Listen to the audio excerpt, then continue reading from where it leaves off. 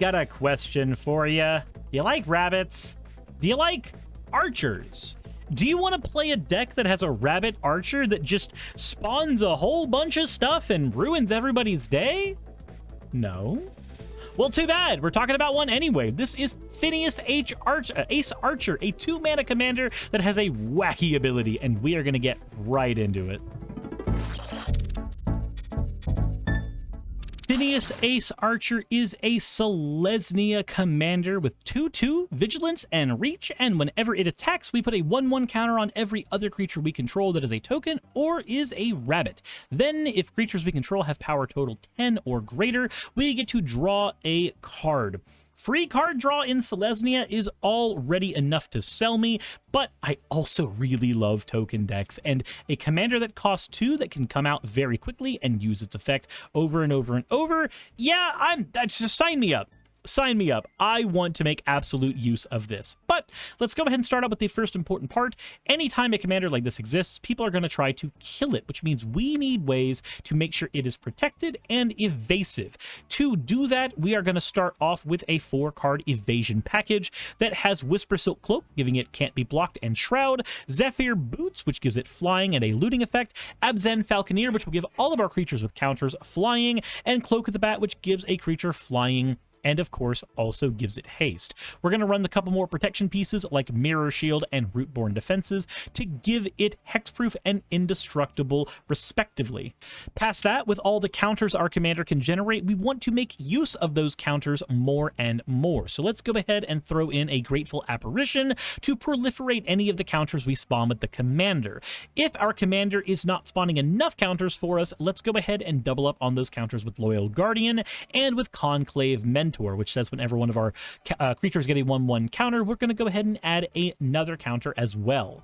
Now that's a lot of counter synergy, but I did mention we're going to be doing mostly tokens. So let's talk about how we are going to be spawning as many tokens as possible. And to do this, we're going to be relying a little bit on a landfall strategy because as a budget deck, we have access to cards like Evolving Wilds that we are going to be abusing in this deck. So we have a 15-card token generation pile, beginning with Rampaging Baloths. Whenever a land touches our battlefield, we get to make a 4/4 green creature token. Emeria Angel also makes white birds when we have a land touch the battlefield, and we're also going to be running a Retreat to Emeria to generate core creature tokens when the lands enter the battlefield on our field. Queen Elena will also spawn extra tokens whenever we make tokens. Kadira can double up our tokens whenever she deals combat damage to a player.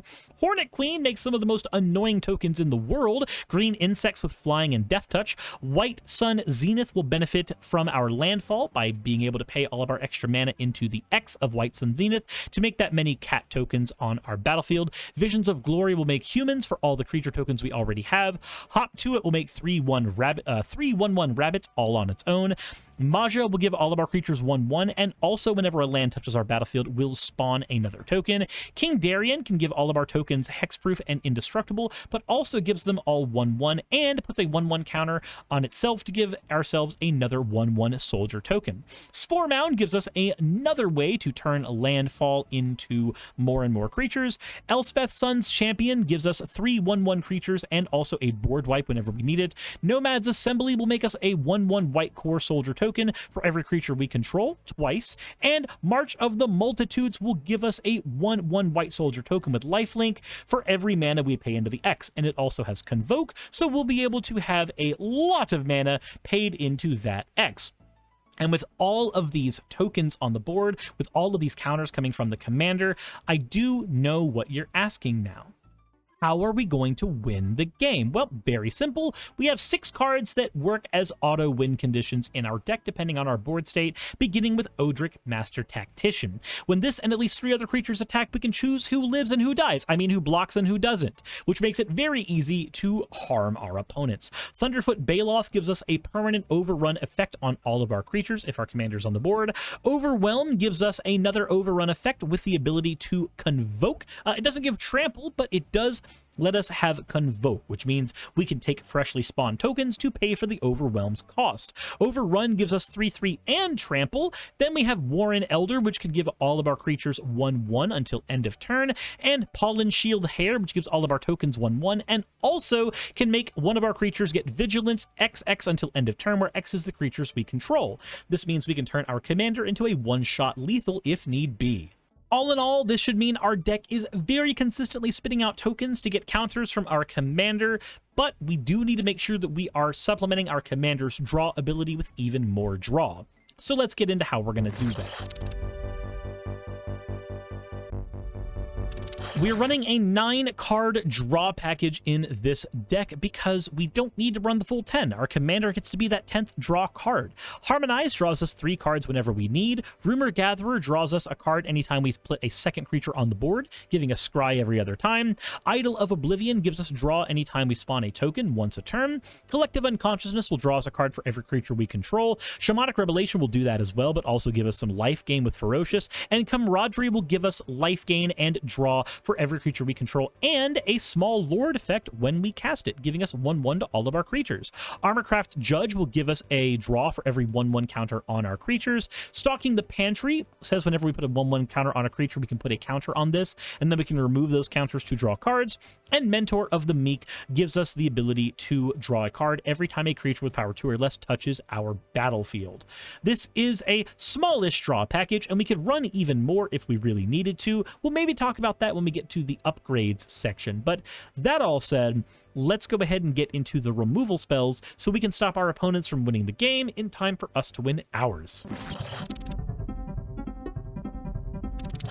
We get to run a bit of a smaller removal package since we plan on being the problem ourselves. Let's begin with Wanderer Strike, a sorcery that exiles a creature and then proliferates, synergizing very well with what our commander is doing. Signature Slam puts a 1/1 counter on a creature, and then all of our modified creatures deal damage equal to their power to any target creature we do not control. That's almost always going to lethal them. Return to Nature blows up an artifact enchantment or gets rid of a card in the graveyard. Thraben Charm gets rid of a creature enchantment or gets rid of an entire graveyard. Canker Bloom gets rid of an artifact enchantment or proliferates for us. Generous Gift blows up any kind of card we need. Sundering Growth lets us populate and blow up an artifact or enchantment. Requisition Raid lets us blow up an artifact and an enchantment and pump our entire board. And Carnivorous Canopy blows up an artifact, enchantment, or a creature with flying. And if it's a small card, then we get to proliferate on top of that, giving us way more bang for the buck than we normally would have with a card like this. Let's also make sure that all of our board wipes are somewhat asymmetrical, or we can use them on our own terms. Austere Command can blow up any combination of artifacts, enchantments, creatures with small power, or creatures with big power, depending on what modes we choose. Hour of Reckoning blows up all non-token creatures, and we can also convoke into it to get that ability for almost free. And Martial Coup can blow up all creatures on the board and spawn us a bunch of White Soldier creature tokens to replace them if we pay 5 or more into the X cost of it. That's enough ways to remove problematic stuff from the board. We also need to cast more spells though, so let's talk about ramp. We are going to be running a 10-card ramp package beginning with Charitable Levy. This lets us get a Plains out of our deck and draw to replace itself, while also giving our opponents a small stacks effect for an amount of time. Dawn Treader Elk can sack itself to get a land on the battlefield, so can Font of Fertility and Wayfarer's Bauble, allowing us to choose when our landfall abilities happen. Honored Heirloom gives us a multicolor mana rock that gets rid of any card in a graveyard when we need it. Search for Tomorrow gets any land from our deck onto the battlefield, as does Rampant Growth. Wild Growth is super fast ramp we have access to by enchanting a land. Satanical Hierophant turns all of our tokens into mana, and Rishgar turns any of our cards with 1/1 counters into mana as well. That's a lot of freaking mana with what our deck is doing.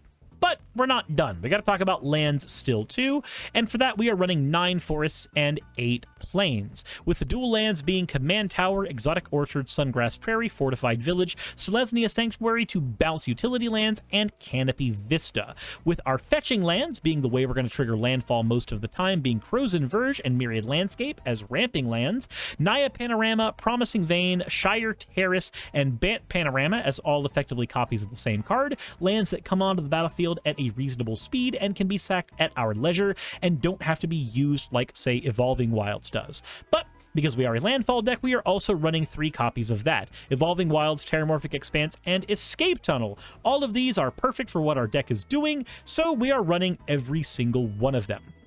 We're also going to run some utility lands: Pit of Offerings to get rid of problematic cards in a graveyard, Vidu-Ghazi and Windbrisk Heights to make tokens, or Castle Ardenvale to make tokens. Then we have Windbrisk Height and Mosswort Bridge, which allow us to have a hideaway ability where we can cast a card for free from the top 4 cards of our deck, so long as we meet their requirements. Mosswort Bridge has the same requirement as our commander: creatures with power 10 or greater, and Windbrick Heights, all it cares about is that we swung with 3 or more creatures. Really easy to accomplish in a deck like this. With all that mana talked about, though, this is a fairly straightforward deck. I still want to show you guys how to play it, though, so you understand what we're working with. So let's get into that.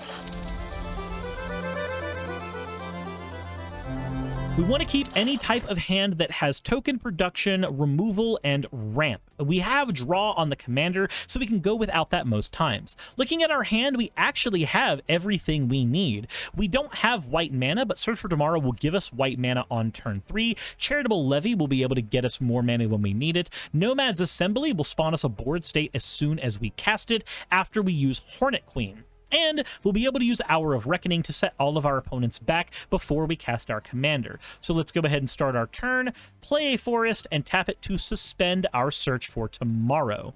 On turn 2, we didn't draw a land, but we can play a forest, and we've lost 1 counter on the Search for Tomorrow. Let's say that somebody played a Soul Ring, and we're going to go ahead and remove that Soul Ring because we don't have the lands, and we are going to be the villain. Now we're going to move to turn 3, and it's our upkeep, so we don't actually have that land. We get to cast the Search for Tomorrow and get a Plains out of our deck. Search for Tomorrow's Plains comes into play untapped, and we're going to shuffle our deck and draw our card, and it is a Naya Panorama, which is perfect. So we're going to play the Naya Panorama, and looking at our board state, we don't have the ability to do anything major. So we're just going to get that Charitable Levy out to stacks and slow down our opponents just a wee little bit. In fact, let's go ahead and tap this mana so that we can throw the Naya Panorama away to get more white mana.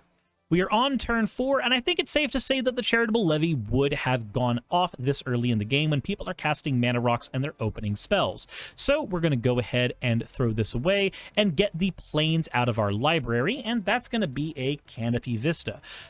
It is going to be untapped for us because this would have come down on the board on an opponent's turn.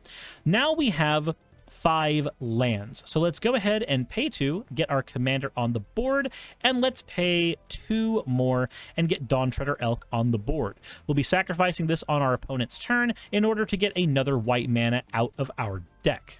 Now that we are on turn 5, it's time to go ahead and start doing some plays. We're going to pay 1, 2, 3 into White Sun Zenith and pay 1, 2, 3 into its X. We're spawning 3 cat tokens. Now, thanks to our commander, when we go into combat, we get to swing and put a 1/1 counter on each of these tokens, putting our combined total of power on our board to 11, allowing us to draw a card. Now, looking at what we are at, we can play the Windbrisk Heights on a following turn, or we can actually just do it right now, I think. We'll play the Windbrisk Heights and go ahead and Hideaway. Let's see what we have. That Harmonize is looking kind of enticing, and I think that's what we're going to be putting under the Windbrisk Heights. Each other card goes to the bottom of the library, and we don't need to worry with them right now. Next turn is up, and we've drawn an Exotic Orchard. Let's go ahead and play it, and looking at our board state, there's a couple of options we have. We can go ahead and play the Hornet Queen if we want, or we can make sure that we have the draw from the Windbrisk Heights or more draw from the Armorcraft Judge. I think getting the stronger board state is probably the prerogative, though, so we're going to tap 7, and we're going to play the Hornet Queen, which is going to spawn us a bunch more tokens. Now, in our commander swings, we're going to be able to draw a card. Because we don't have evasion on our commander, it is safe to say that our commander dies in the second swing. Nobody's going to allow us to do those effects too often. But because it did swing, it did generate a lot of counters on our board. So we still have a very powerful board state despite losing our commander. So we're going to move to turn 7, and we've drawn an Elspeth Sun's Champion. I think right now the correct thing to do is create a more than adequate board state.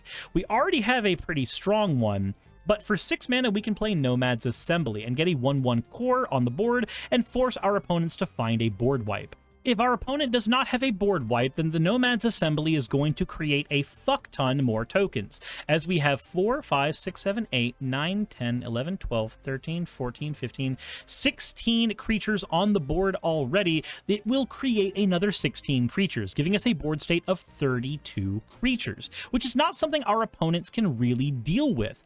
And since we're going to be swinging with our board right now, 3 or more creatures are attacking, so we can go ahead and flip up the Harmonize and get a free draw 3. This means we will be in a perfect position to deal with anything our opponents have. We can play the Bant Panorama as our land for turn, and if we do not see a board wipe, then here is what the last turn of the game is going to look like. In the final turn of the game, Visions of Glory is here, and we get to spawn 1, 2, 3, 4, 5, 6, 7, 8, 9, 10, 11, 12, 13, 14, 15, 16 tokens onto the battlefield. And I think I've spawned far too many for Moxfield to properly calculate. So let's go ahead and get those tokens kind of right here. It looks really, really sloppy, but it's automatic token generation. We didn't have to do anything for this other than breaking our game client. Now we're going to go ahead and pay 1, 2, 3, 4, and get that commander on the board. And then 1, 2 to play Cloak of the Bat, and 1, 2 to equip the Cloak of the Bat to Finneas.